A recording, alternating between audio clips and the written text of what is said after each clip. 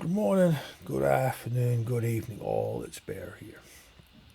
And I'd like to welcome you to my YouTube channel, aboxwithnolid, a channel I'm creating not just to bring the awareness of the lived reality trauma creates and the reality adoption and foster care trauma creates, removal trauma, but I want to be able to bring in what I've learned over many, many years, not only through my own personal experiences as I'm an adoptee, but also what I've learned in my many years as a practitioner and advocate to try to help make sense of what is actually going on, what has changed through these experiences, how much has altered because it's, when you're looking at removal trauma and adoption trauma, you're looking at foster care, you're looking at early childhood and pre-verbal, how much is fundamentally altered through developmental trauma process and all the processes associated to, yes, increase the awareness, but also through having that knowledge, if that is your personal experience, it helps you. It really does help you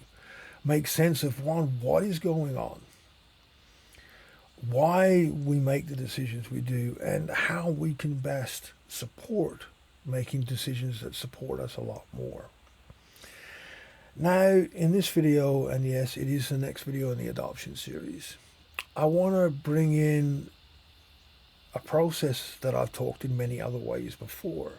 I've referred to the fog in numerous ways, but I want to look at it through the lens of neuroception. Now, neuroception is a lens or a perspective brought in by Professor Stephen Porges.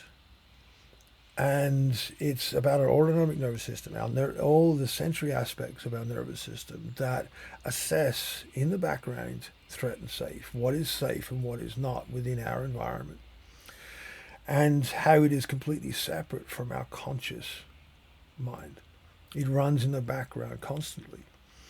When you look at removal trauma through the lens of neuroception, it explains this scaffold, the entire structure of the fog.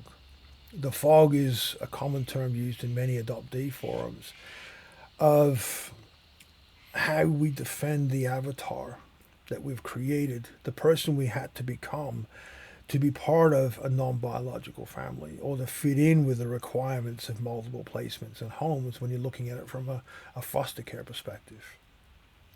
That survival state that is created as a direct result of removal, regardless of the reasons and justifications for it. It's a traumatic response, even if it's a necessity, even if it's unsafe for that infant to be there or that young child to be in that environment. The process of removal still creates trauma. And when you look at it through the lens of neuroception, and you understand the implications that Professor Porges and those other scientists and researchers that are expanding upon this understanding, and the therapists that are embracing this understanding, you can really see what it is that I've spent decades trying to explain to authorities and governments and health sectors, and what so many other adoptees and adults who've come from a foster care background have been trying to explain their entire lives. And that is the fundamental difference when you were raised in your biological family. When you go through the belly crawl, latch on, post-birth, there's all the pheromonal interchanges between the infant, the mother, and when the father comes into the room, there's a recognition of the voice because if it's a safe and secure attachment. The developing child in the womb hears the father's voice, the male that is around the mother the most hears the mother's voice. There's all this known environment that is used by our nervous system to go, yes, I am welcomed home, I am part of this family, I recognize this family. We have the same mannerisms, the same facial structures, the same vocal tones, the vocal bases, and all the inflections.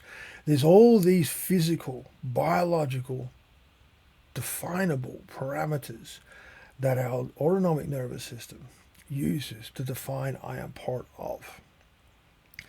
Now, when you remove a child from a biological attachment process, as I said, put aside the justifications for it and just look at the process, all of those markers disappear. The voices that are around that infant, even if that infant is removed at birth and placed with the adopted family straight away, the voices are different. The environment is different. The biology is different. The pheromonal exchanges are different. The nervous system signaling is not matched because it's a different biology. There are different genetics. There are different mannerisms. There's all these processes that are the opposite of the autonomic processes of attachment that infant is born to have and does have. So that creates this middle ground that has to be developed to form an attachment.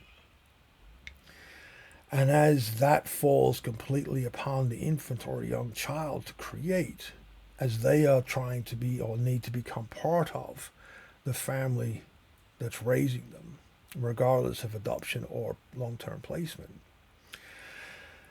that requires assessment. Assessment comes from the cognitive part of our brain, the thinking part of our brain. The thinking part of our brain is not supposed to really engage until post 12 months of age. It is too underdeveloped.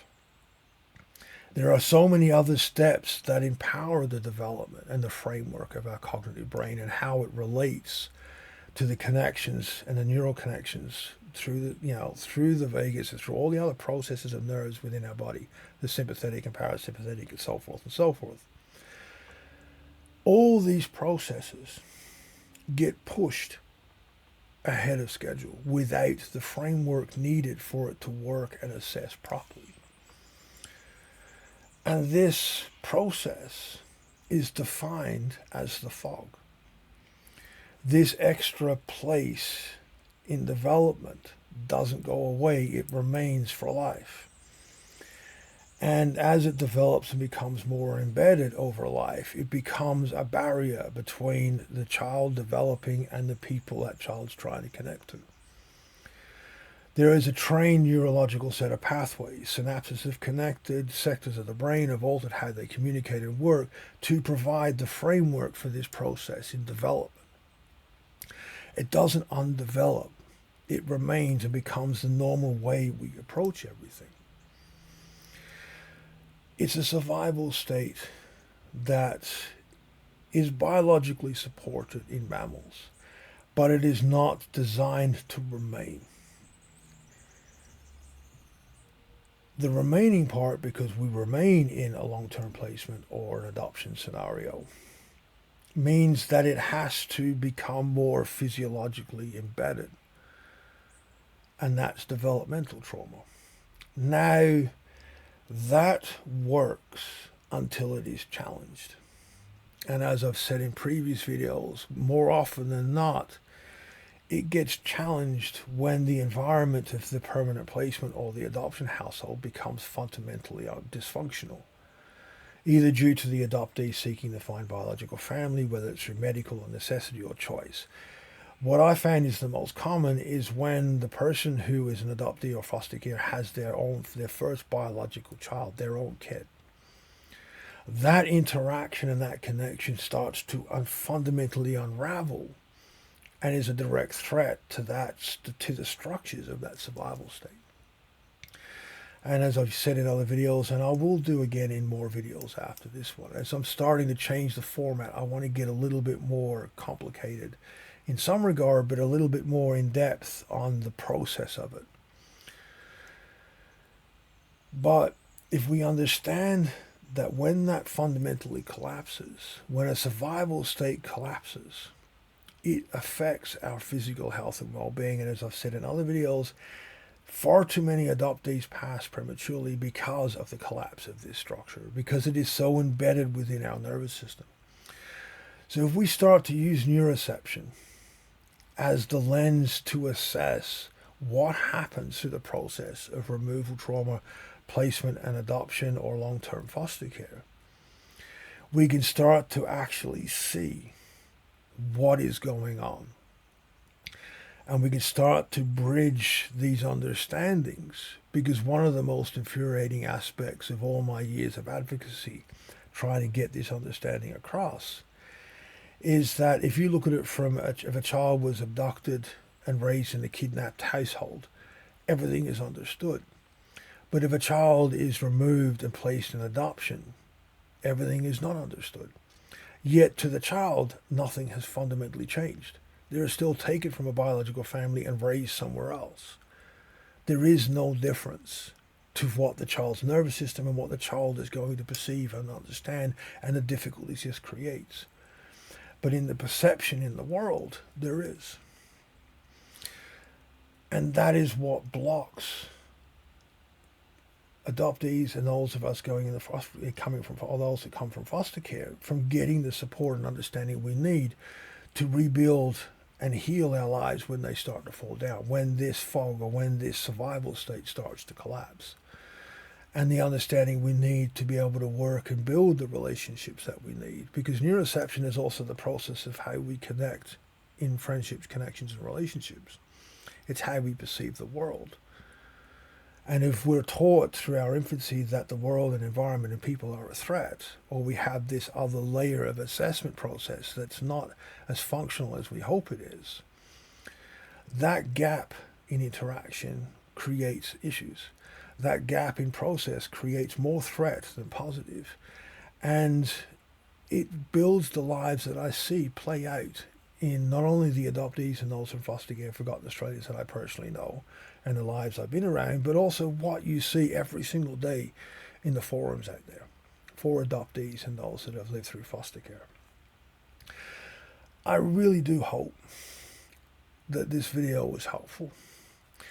And the next and upcoming videos, I want to go into a little bit more detail. I'm actually now going to start to put forward research papers, links and so forth, once I work out how to put them into the comments, into the description section to where it actually works. But I want to start to actually provide more evidence so that hopefully this gets understood. And as I said, as the research and understanding the direction of where trauma research is headed, having adoption and foster care at the heart of its progression, because we carry the best examples for it and the best understandings to be learned from as to the implications of how this plays out within the structures of human physiology. So be kind, be respectful. I do love your guys' comments and feedback. Please be mindful, safe, and I'll see you all next time.